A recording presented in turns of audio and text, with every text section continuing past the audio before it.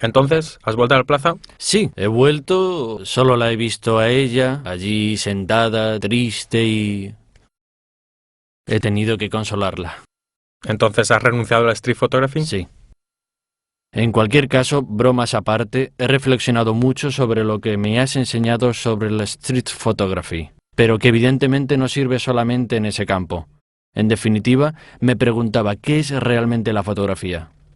A veces la consideramos de un modo un poco instrumental. La fotografía sirve para documentar un evento, para tener un recuerdo.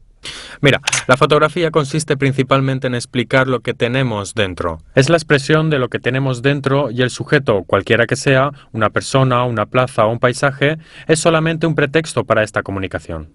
La auténtica comunicación que pasa a través de la fotografía recae en otros aspectos, no tanto en la existencia física o en el aspecto exterior del sujeto. Entonces, ¿qué es?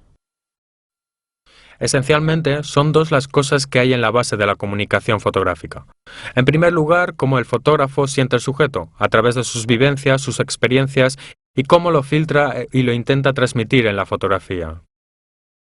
Cuando se fotografía, no se hace otra cosa que proponer una clave de lectura al observador que después observará nuestras imágenes, y que a su vez las reinterpretará a través de sus propias vivencias y de sus experiencias. La segunda de estas cosas es el estilo con el que el fotógrafo lo hace, es decir, cómo afronta al sujeto. Si vas a ver una exposición fotográfica, lo que te interesa no es tanto lo que está retratado en las fotografías, si son los animales, plazas o personas, sino cómo el fotógrafo ha interpretado estos sujetos y ha modelado la luz a su voluntad para hacer estas fotografías. No observes las fotografías para intentar reproducirlas o hacerlas igual. Intenta comprender cuáles eran las intenciones del fotógrafo y cómo ha usado la técnica para obtener estas imágenes. Para los profesores es muy fácil, pero los principiantes, ¿qué hacemos? No es fácil. Como decía Ansel Adams, en primer lugar es importante aprender a visualizar previamente. Es decir, cuando te llame la atención un sujeto y decidas fotografiarlo, intenta comprender cómo saldrá en la imagen final. Por lo tanto, es necesario imaginarse después todos los pasos, desde el disparo hasta la impresión, cómo saldrá en tu foto el sujeto que estás fotografiando. Parece bastante sencillo. Para mí no es difícil visualizar qué es lo que quiero, sino conseguirlo. Esta es la dificultad. Sí, seguramente a menudo cuando mires tu foto te decepcionarás porque no encontrarás lo que has visto cuando disparaste la foto. Sí. Pero precisamente por esta razón, lo importante es aprender la técnica, y no para hacer maravillas técnicas o para hacer una foto bien hecha, sino simplemente para ponerla al servicio de tus ideas, de lo que quieres comunicar a través de la fotografía. Fotografiar pasa sobre todo a través de lo que sientes, lo que cuentas son las ideas. Por lo tanto, intenta hacerte con la técnica y después pon en juego también tu experiencia, tus vivencias, tu forma de sentir la realidad. Así pues, la visualización previa es el fruto del dominio de los elementos técnicos, de todos los pasos de la fotografía, así como de la comprensión de cómo la luz y todos los otros elementos intervienen cuando tú disparas una fotografía. Entonces, emociones, saber exactamente lo que quieres, unir a esto también la técnica y de esta manera deberías conseguir tener la foto perfecta, ¿no? Así es. El fotógrafo es quien tiene el dominio total de la técnica y consigue utilizarla, pero dirigida a lograr buenas imágenes. Esto es realmente fotografiar. Piensa en un pintor. Cuando pinta no está pensando en cómo funciona un pincel mejor que otro, sino que lo hace por instinto porque está acostumbrado a hacerlo. Así debe ser para un fotógrafo, aprender la técnica para aplicarla por instinto y concentrarse solamente en lo que está fotografiando y cómo lo quiere proponer a su observador. Por eso la fotografía no tiene que estar tan relacionada con la realidad para reproducirla como una fotocopia, sino para interpretarla y proponerla de manera original. Pero hay tantas personas que piensan que la fotografía es una simple reproducción de la realidad. Sí, de hecho es un concepto un poco duro de erradicar. Desde el nacimiento de la fotografía se le ha asignado esta función de reproducción fiel de la realidad. No es así.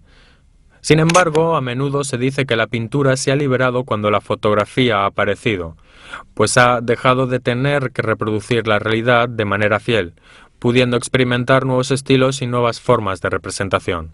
Yo pienso que las cosas han ocurrido de manera diferente y que la fotografía, por el contrario, ha marcado a la pintura el camino que tenía que seguir.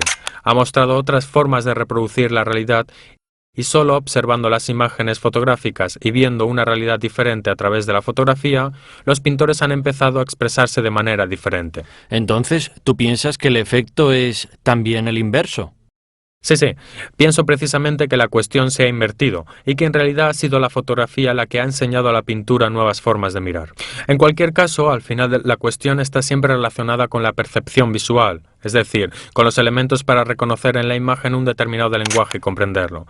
Piensa que Ansel Adams decía que culturas diferentes de las nuestras tenían dificultades para reconocer en el retrato de una persona a dicha persona y la veían como una cabeza cortada.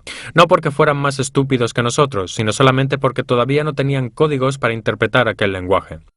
Gracias a la fotografía se ha producido una gran difusión de las imágenes y también de estos códigos, y por lo tanto el lenguaje puede leerse mucho más claramente que otros. Por eso los elementos para transfigurar la realidad son otros en la fotografía. Piensa por ejemplo en el blanco y negro.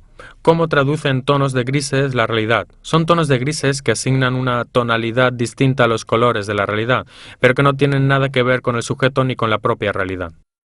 Ahora también con Photoshop se pueden hacer muchas cosas, ¿no? Sí, ahora en postproducción se puede realmente intervenir y transformar una imagen. ¿Hablaremos en algún momento acerca de esto? Sí, de esto hablaremos más Tengo adelante. curiosidad por esta cuestión. Sí, sí. En cualquier caso, se puede intervenir transformando totalmente la imagen y por lo tanto ampliar la comunicación y los medios de los que disponemos para comunicar. Pero otra cosa respecto al blanco y negro y al color. Yo he visto muchas fotos de grandes reporteros, como me habías recomendado, y en nuestros tiempos veo que muchos utilizan todavía el blanco y negro. ¿Por qué? Todavía está muy extendido el uso de blanco y negro, pero ¿por qué? Piensa sobre todo en el uso del color. ¿Qué significado tiene utilizar el color?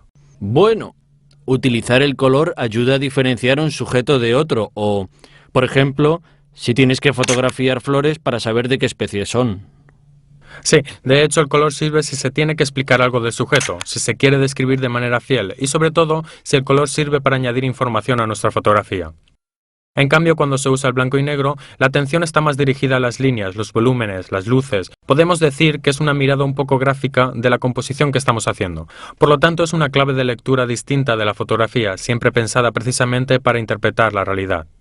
Entonces, visualización previa, filtrar y utilizar la técnica para expresar de la mejor forma la propia visión de la realidad. Perfecto. ¿Lo he entendido bien? Esta es la idea. Bien.